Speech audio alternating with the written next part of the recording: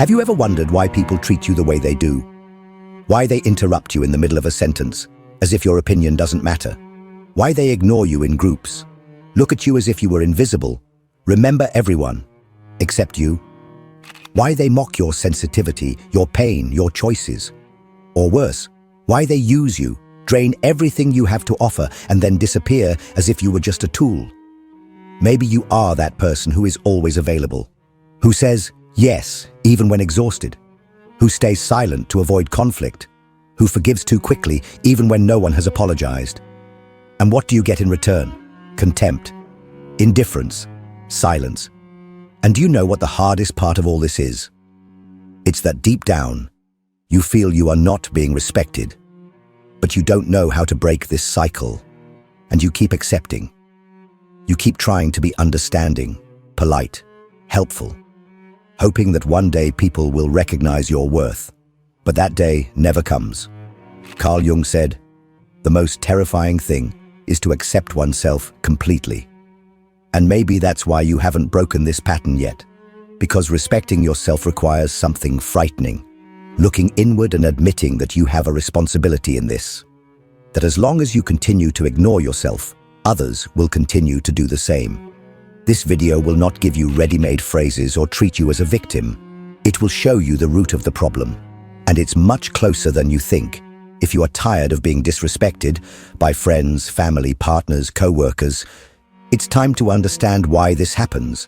It's time to take control of your emotional life. Here, we will dive into Jung's deep psychology to reveal why you tolerate the intolerable and how to change that once and for all. Because as long as you keep betraying yourself, no one will treat you with dignity. Are you ready to hear what you've never had the courage to say to yourself? The world around you is not as chaotic as it seems. It is, in fact, a brutal reflection of your psyche. And this is something that few have the courage to face. Do you think people disrespect you because they are bad, selfish, cold? Maybe. But what you don't want to admit is that they are just reacting to how you position yourself, or rather to how you do not position yourself. Because when you remain silent in the face of injustice, when you accept being treated as something lesser, you are communicating something. This is how I see myself. This is how I allow myself to be treated. Carl Jung believed that external reality is a mirror of the unconscious. Everything you attract, the abuses, the dismissals, the painful silences, are largely symbolic manifestations of how you relate to repressed parts of yourself.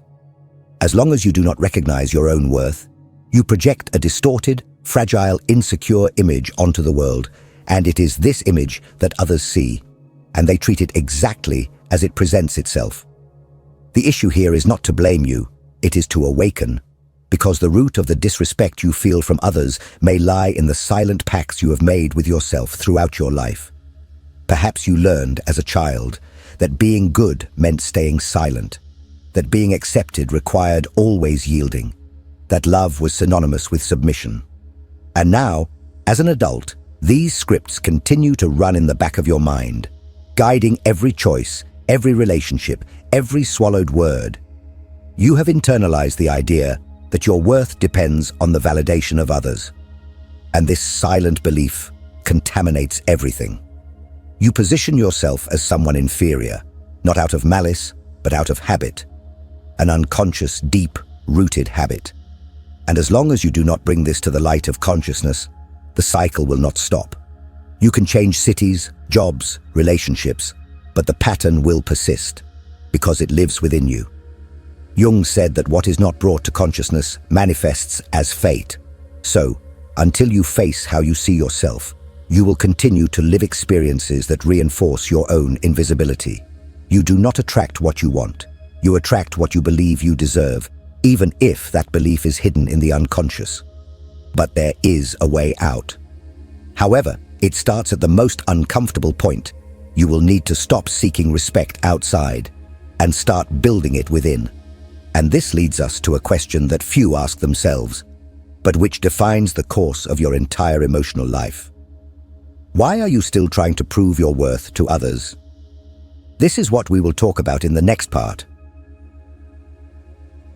You spent your life trying to prove that you are enough, trying to be the ideal child, the ideal partner, the friend who never fails, always bending, adjusting, molding yourself to fit others' expectations. And what did you get in return? Momentary approval, yes, but never genuine respect. Because those who live to please will inevitably be seen as someone who can be manipulated. This is the trap of external validation, one of the most cruel and invisible aspects of the human psyche. Carl Jung taught us that the persona, the social self, the mask we wear to be accepted, is necessary but dangerous. Because if you identify too much with it, you forget who you really are. And when that happens, you disconnect from your essence. You become a polite ghost, a presence that pleases everyone, but that no one truly respects. The desire to be accepted is legitimate. It is part of human nature. The problem arises when this desire becomes the compass of your identity. When you start measuring your worth by others' reactions, a compliment lifts you up, a criticism destroys you, and thus your self-esteem becomes hostage to the gaze of others. You strive to be useful, necessary, indispensable, because deep down, you believe you will only be respected if you are absolutely flawless. But the truth is brutal. The more you try to prove your worth, the more you confirm to the world that you don't believe in it. People who respect themselves do not beg for attention. They do not do favors expecting love in return. They know who they are, and that is enough. They do not need to sacrifice themselves to be seen, nor do they need to nullify themselves to be liked. They are not afraid of displeasing, because they understand that displeasing is sometimes the price of living with integrity. But to reach that point, it is necessary to break with a deeply rooted idea that you need to earn others' respect. You do not need to. What you need indeed is to rebuild the respect you lost for yourself, perhaps years ago, perhaps always. Only then does the gaze of others cease to be a threat and becomes just a reflection. But this requires a choice, and this choice almost always begins with an act that seems simple, but is frightening for those trapped in the cycle of approval: saying no. In the next part, we will talk about this decisive moment when you start to set boundaries and, for the first time, place yourself at the center of your own life. Because respect begins exactly there, when you learn that no can be the most powerful gesture of self-love. If this content is making sense to you, click the subscribe button and subscribe to the channel. Thank you for your support. You have been conditioned to believe that being a good person means never contradicting anyone, that loving is sacrificing yourself, that those who set boundaries are selfish, cold, insensitive. And because of this, every time something bothers you, you swallow it. Every time someone crosses your boundaries, you stay silent. Every time you are hurt, you forgive even before the other person realizes the damage. You believe you are being mature, balanced, compassionate. But in reality, you are nullifying yourself. Little by little, day by day, you are disappearing from yourself. The problem is that the world does not respect those who do not respect themselves, and respect is not asked for, not begged for, not negotiated. Respect is imposed. And this imposition does not need to be violent, aggressive, or vengeful. It needs to be firm, clear, and non-negotiable. And this starts with a word you are probably afraid to use: no. Saying no is the first concrete act of self-respect.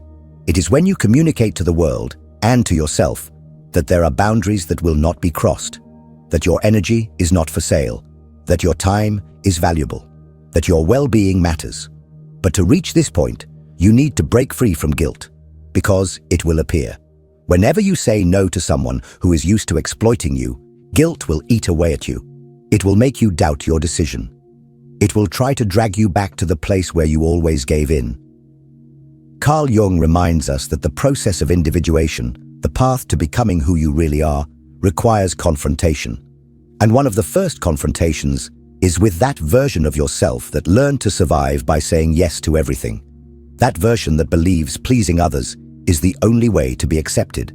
But this acceptance comes at a very high cost: your personal value, your dignity, your identity. Do you want to be respected? Then start by saying no, where you used to say, "Sure." Start refusing tasks that suffocate you. Start distancing yourself from relationships that drain you. Start ignoring invitations you accept out of obligation. And notice, the first to be bothered will be those who exploited you the most, because your limit will expose their abuse, and that hurts, both them and you. But it is a necessary pain. You need to understand that every time you say no to the world, you are saying yes to yourself. And that yes is the beginning of something powerful, the rebirth of your own authority, the recovery of your voice, the start of a new way of existing, a way that no longer depends on the permission of others. But there is an even deeper reason that prevents you from setting boundaries, and it is hidden in the parts of your psyche that you refuse to look at. It is in your shadow, in the aspects you have repressed, denied, and tried to bury, but that continue to govern your life in silence. In the next part, we will dive deeper. We will talk about how your shadow feeds submission, and why, as long as you do not integrate what is hidden, you will continue to accept what is unacceptable. Why do you tolerate things that clearly hurt you? Why do you stay in friendships that diminish you, in relationships that drain you, in environments where you have to hide who you are to be accepted? Why do you allow yourself to be interrupted, ignored, overwhelmed, wronged, without reacting? The answer lies not only in your upbringing, traumas, or circumstances. The answer is in your shadow. Carl Jung defined the shadow as everything you have repressed within yourself, emotions, impulses, traits, desires, because you learned they were wrong, ugly, or unacceptable. The child who was reprimanded for saying no learned to be submissive. The one who was punished for expressing anger learned to smile while swallowing their tears. The one who was ignored when they needed attention learned to become invisible, so as not to disturb.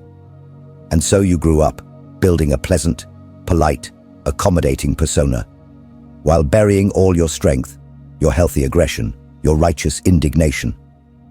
But what is buried does not disappear. On the contrary, it gains strength in the underground of the soul. Your shadow, silent, remains alive, and it is the one who sabotages you when you need to assert yourself. It is the one who whispers, "Better not," every time you try to take a stand. It is the one who paralyzes you when you feel like saying, "Enough." Think about it. How many times did you want to speak but stayed silent? How many times did you swallow your pride to maintain a peace that was never yours? How many times did you let someone cross your boundaries and then felt used, dirty, small? You tolerate the intolerable because you are not aware of what you have lost within yourself, because you are afraid to access parts of yourself that you learned to hate, your firmness, your anger, your desire to protect yourself. You still believe that to be loved, you need to be passive, that to maintain relationships, you need to erase yourself. But that is a lie. It is just an old conditioning running like outdated software in the back of your mind. And as long as you do not face this, you will continue living the same story in different scenarios. New friends, same feeling of contempt. New job, same sensation of being exploited. New relationship, same wound of invisibility. Want a practical example? Think of that time you did a huge favor for someone, hoping, deep down, that it would generate recognition. But all you received was ingratitude or worse, demands. And you stayed silent, brooding inside, feeling used. Or that situation where someone disrespected you publicly, maybe a boss, a friend, a partner, and you swallowed hard, telling yourself it wasn't worth fighting. This kind of silence is not wisdom. It is submission disguised as maturity, and it comes straight from the shadow. Jung said that what you do not accept in yourself controls you. Your repressed anger turns into passivity. Your buried firmness turns into fear. Your ignored voice turns into anxiety. You become a prisoner of your own denial. And as long as you keep fleeing from these parts of yourself, you will live at the mercy of others, hoping that someone, someday, will treat you the way you do not allow yourself to be treated.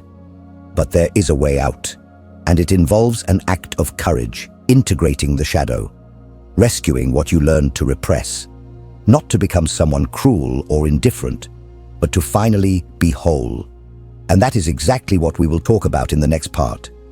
Because before demanding respect, you will need to reclaim something much more important, your inner power. And it is where you least like to look. If you feel that this video is touching on truths you have avoided for a long time, it is because it is time to take the next step. And to help you with that, I created a direct, deep, and transformative ebook called Beyond the Shadow, where I delve into Carl Jung's concepts and show, in a practical way, how to confront your shadow, reclaim your inner strength, and break the cycle of submission that binds you. The link is in the pinned comment. Respect is not something you demand from others. It is something you build internally, day by day, with concrete actions. If you want to stop being treated as disposable, you need to start acting like someone who has value. And this doesn't happen by magic. It happens with practice, constant, conscious, and intentional. Here are 5 practical tools you can start applying today to regain the respect you lost, for yourself and for others. 1. Use discomfort as a compass. Every time something bothers you, stop. Don't rationalize. Don't make excuses for the other person's behavior. Ask yourself, if I deeply respected myself, what would I do now? Perhaps the answer is to leave the conversation, set a boundary, not respond to a message, or decline an invitation. Follow that answer. Discomfort is your body trying to alert you that you are betraying yourself again. 2. Stop justifying everything. You don't need to give 3 paragraphs of explanation for every no you say. When you justify yourself too much, you communicate that you feel guilty, that you are insecure about your decision. Respect starts with firmness. Learn to say, I can't. It won't work today. I don't feel comfortable with that. And that's final. Those who demand that you explain yourself too much are already used to crossing your boundaries. 3. Start prioritizing yourself in your schedule. Look at your week. Where have you placed yourself? How many hours do you dedicate to yourself? If the answer is none, that is a clear sign of internal disrespect. Block time in your schedule for things that nourish your mind, body, and spirit, not as a luxury, but as an obligation. Make yourself a priority, even if it's just for 1 hour a day. This changes everything. 4. Replace reactivity with pause. When someone disrespects you, your tendency may be to explode or to stay silent. Neither path is healthy. What works is to pause, breathe, and then position yourself clearly. Say, I do not accept this kind of talk. This is not okay for me. Don't apologize for being bothered. Just communicate. Those who assert themselves with respect teach others to do the same. 5. Surround yourself with people who uplift you. Observe your environment. Does it value you or consume you? Are you surrounded by people who recognize who you are, or who only seek you out when they need something? The respect you want also starts with where you place yourself. Learn to distance yourself quietly. Those who want you close will notice. Those who don't notice have never truly seen you. These practices are not difficult. What makes them difficult is the emotional pattern you have created over the years. Pleasing to be accepted, yielding to be loved, staying silent to keep the peace. Breaking this requires repetition, firmness, and patience. But the more you respect yourself in small things, the more it becomes impossible to be disrespected in big things. And there is one essential point we need to face. Even when you start to respect yourself, there is something that can pull you back to old patterns. The fear of being alone. Emotional dependency is the last shackle that prevents you from living authentically. In the next part, we will talk about this. Because only those who learn not to depend on anyone's gaze to know their own worth are truly respected. There comes a time when you need to stop blaming others. Stop waiting for people to change, to recognize you, to treat you with the respect you never gave yourself. The world is not blind. It is just observing how you position yourself. And then it simply reacts. You want to be heard, but you keep silencing yourself. You want to be valued, but you accept any crumbs. You want to be prioritized, but you continue to put yourself last. And then you wonder why no one sees you. The answer is harsh, but it needs to be said. Because you hide. Carl Jung said, "Until you make the unconscious conscious, it will direct your life, and you will call it fate." The disrespect you receive, the relationships that hurt you, the cycles that repeat, all of this is not bad luck. It is the reflection of your relationship with yourself. The external only changes when the internal reorganizes. You don't need to become someone impenetrable, cold, or indifferent to be respected. What you need is to stop begging for love in the form of obedience. You need to stop adapting to environments that suffocate your authenticity. Above all, you need to make peace with the idea of being alone. Because only those who are whole can bear their own company. And only those who can bear their own company can truly choose who they want to be with. Everything else is dependence disguised as affection. From now on, every time someone crosses a boundary of yours, you have two options. Either you stay silent and reinforce the pattern, or you take a stand and rewrite your story. And you don't need to be aggressive to do this. You just need to be true to yourself. Because when you respect yourself, your energy changes, your posture changes, your gaze changes, and the world notices. Respect starts from within. And when that happens, you no longer need to ask. It becomes inevitable. If this video confronted you, made you think, touched a part of you that you usually avoid, then comment here, "I choose to respect myself." This can be your first public gesture of commitment to yourself. And if you want to continue on this path of transformation, watch the next video. It is just as important as this one. Go deep. You deserve to reconnect with yourself.